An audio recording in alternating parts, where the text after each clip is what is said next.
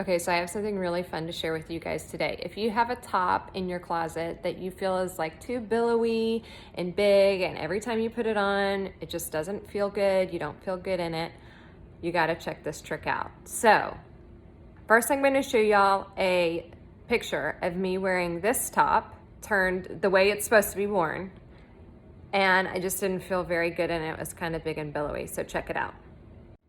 Okay, so then I turned it around and I'm wearing it backwards.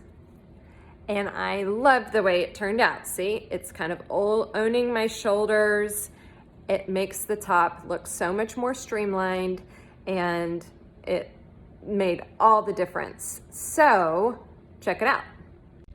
Do you see how it just was so much better up here? It just kind of made the whole outfit, if you ask me. So if you have a top in your closet that's big and billowy, try turning it backwards and wearing it that way.